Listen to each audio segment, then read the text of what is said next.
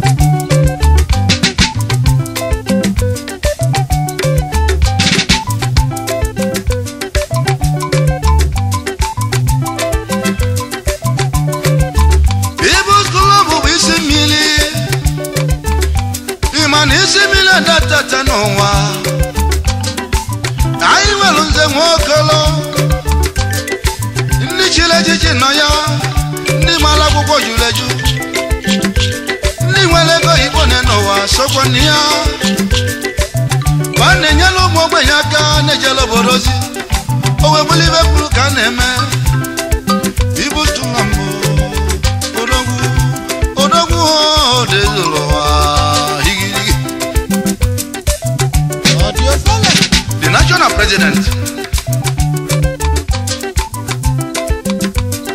People's Club of Nigeria Chief Dr. Chukwuma Obiaha Akajuko one of Arondi Zogo Onyo Magidula Gabani Begina Diayema Chief JSO Noroka Nuno Kibo of Oketiti Ebu former chairman Lagos branch Ebu patron People's Club of Nigeria Chief FM Morono Oshago Foba Ebu chairman Lagos branch Chief E.N. Okonkwo Obaka Daro Dena Mado 1 of O2 First Vice Chairman Lagos Branch Onyo Mumena Sojinoke Chief Titus Ike Mezoke Onyima 1 of Amish Founder National Patron People's Club of Nigeria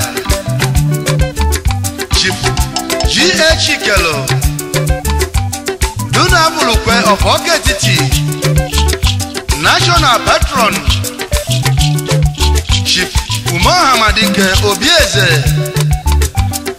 Azu Kenya Punubi National Patron Ayeno Ishie Mangrova Afeba Onodera Bu Ebana Bo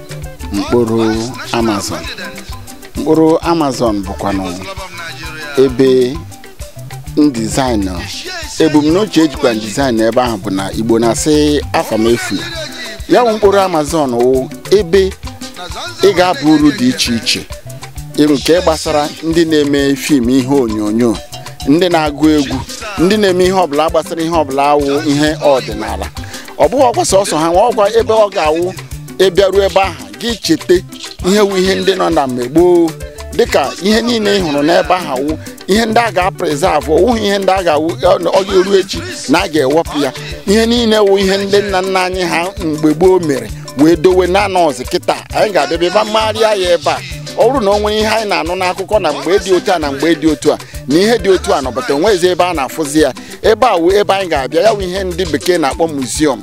ma ilekwana na steeti nke anyị nọ ebe a kịta ndị gọọmenti ndị ka echiri achị na ndị nke gara aga kwechara anyị nkwa dị iche iche na a ga-emere anyị nke a na-akpọ film village film village anyị nwa na-agapụ anyị fụ na film making nwe ihe na-egenerate a lot of revenue ewu ihe ihiri nne na gọọmenti but na steeti anyị onwe ihe dị otu anụ ya anyị nwa ndị na-eme ihe onyonyo lacha ihe dịka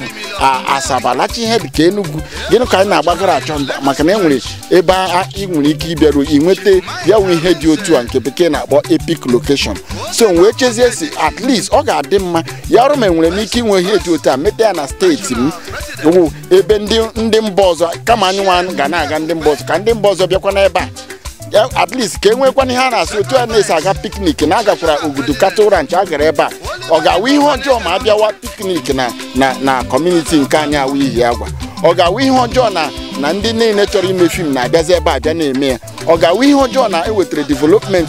n'obodo anyị ebe a site n'ime ihe onyonyo na site n'ime ihe nkiri na ihe ndị ọzọ wụ ihe ndị mkpụrụ Amazon ga-akpata ebe anyị nọ. onye nyere mmadụ garị ọwụ akpụ na-enyeghị ofe ozube so ya bụ na mgbe a rụchara ihe ahụ anyị abịachila echiche azụ na enwere ike inwe ndị na-aga enwe ihe ahụ ga-esi obodo dị iche iche na-enweghị ịbịa ọ ya mere m ji mụ na onye nnukwu ọga mmụọ na ya na-arụ ọrụ onye nwe ebe ahụ ji wee chele echiche azụ wee baa n'ime ọhịa zụwa ya ihe zụọ anyị ka ga-azụkwa ihe ọbụla wụ ngwongwo ịchọọ igbe nwa bekee igbe mgbe ochie nwa bekee anyị ga-enwetara gị ihe ọbụla ị chọrọ anyị ga-enwetara gị. Ugwumba nwanne m asị m ihe akpa n'aka na-eji enyele ya mụ na ụwa niile afụ na ọwụhụ na a na-akọrọ gị akụkọ na ebe a ji otu onye ọbụla lere ihe onyonyo a ga-eji ya maapụ kọmpea wit ihe nke ọ na-aga anyị nwa na-agakwa ọnwa anyị nwa bụ ndị agha na-aga mba ọzọ na-eme ebe ndị ọzọ anyị na-aga ịfụrụ ihe ndị nọ ebe ahụ ụdị ihe anyị mere ebe ahụ ihe ga-abara ọ ga-amasị onye ọbụla iwu onye ị na-eme ihe onyonyo owu epik ọ ga-amasị ya andịkwana ihe ọzọ wụ ihe obi ụtọ wụ enwekwara other facilities ndị anyị na-ediri na-awụ sọsọ epik hotels dị ndịcha mma at a very affordable rate ị ga-ama na ihe niile nwe ụlọ oriri na nkwari juru eju ebe ọ bụla a na-enwe obi ọma 24 hours ị ga-agagide n'abalị onwe onye ga-enye gị nsogbu so ihe gbasakwara the epic village wụ ebe ihe niile ị na-ediri n'ebe ahụ so ihe m na-asị ha onye ọbụla gbara bịawa ihe awụhụ nke sọsọ m ọwụ nke anyị ọwa onye ọnwa anyị ka e mere ya onweghị onye anya agaghị anabata onye bịa ya bịa tụlee leekwanụ ma wetakwanụ ebumnuche ya wụrụ nke anyị na-emetezighị onye ahụ bịa kwuo osi bịa ịhụ na ala ndị niile na-efọrọ ebe a agụcha na ala niile ndị na-afụ ebe a so onye bịara ihe ị chọrọ arụ ọrụ gị ya arụ ma ihe anyị rụrụ like hụ nke ahụ anyị rụrụ kechọ nke ọzọ nye anyị within one day arụ ọrụ gị nke ị chọrọ ọhịa niile juru eju adọghọ anyị nwa nwe ya obodo anyị a bifo emewe ihe a anyị nwa na-eme ihe onyonyo na-abịa ebe a na-eme ihe onyonyo and anyị na-enweta nkwado niile dị iche iche mụasị ụwa onye obodo a kemgbe ndị niile bịawakwa n'ebe a mewe ihe onyonyo ọ gị bịara na ị ga-eme ihe onwe bụ onye bịara ebe a sị ya weta ego ole dị otu a ka enye gị ụlọ a ma ọ ka enye gị họteelụ a ọ na-awụ anyị ihe obi ụtọ na obodo dị otu a na ndị dị otu a na-abata n'obodo anyị so mgbe ihe a bidoro ụmụ onye ọbụla ma ndị eze ma ndị nze ma ndị ọzọ Council of Elders ndị youths ndị niile ndị nne obi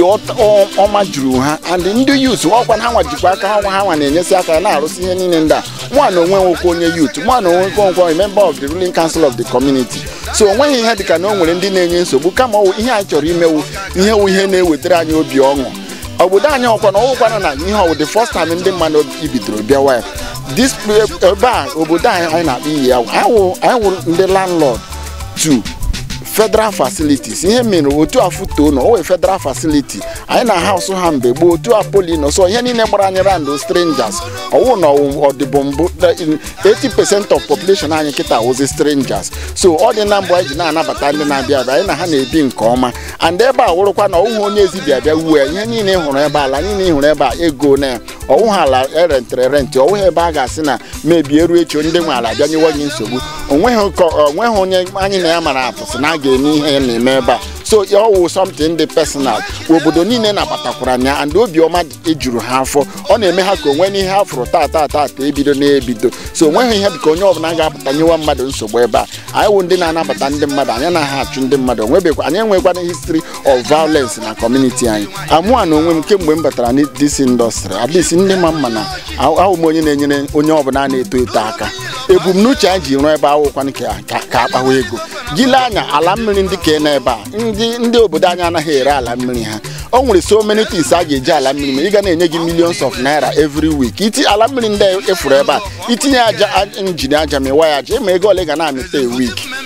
Nollywood onwe onye ga-akwụ ụgwọ ụdị ọgwụ a so ọ ya mere iji mata na ihe a wụ ihe masịrị anyị ime ọ out of joy and passion ọwụ ego gị sọsọ ọ ka abịa ka a na-eme ọ na-adị anyị obi so ma onye ji 1 naira ma onye ji 2 naira ama anyị asị ndị yọtụrụ biko metụrụ onye bịakwa yọọ emere ya ka o si chọọ enwela wute obiọma so ọwụ anyị na-enyere onwe anyị aka so onye ọbụla onye agba n'ọsọ ego ọ yi gị bịara oke ọra gị kwuo emekwara gị ebere bịkọs anyị agaghị ebu ụlọ anyị agaghị ata dị ụlọ ata ị gaghị na-ebu ya ebu ọ mere chi ihe ị na-emere ịla uru ọzọ ị ga-enweta ya bụ na ndị gị na ha ga-arụ ọrụ ndị a na-akpọ ndị ome ihe egwuregwu a na-akpọ actors and actresses juru ebe a ihe ha ji jikwa n'ebe a wụ na enwere university anọ no within and around this place enwere Futo enwere Polynekede enwere IMSU enwekwere nke a dị na Port Harcourt Road so ọ ga-eteki ha time to come here and ma ndị ahụ ndị gụrụ akwụkwọ ọfụma and onye nwe ebe a na ndị mahadum Imo State University enwee na nkwekọrịta na ha ga-arụkọ ya bụ na nne ụmụaka na-agụ theater arts na Imo State University ị nwere ike ịkpọta ha ebe a as easy as ABCD ka ha bịa rụọ ọrụ because anyị na ha enwe na nkwekọrịta ị na-arụkọ ọrụ ọha na eze na-ele anya anyị na-asị udo duru unu ka onye na-eme ya mezie ya ọfụma ọ ya wa mụ ihe mere anyị ji emezi nke anyị ọfụma mezie nke gị ọfụma ka ọ dịrị gị na mma.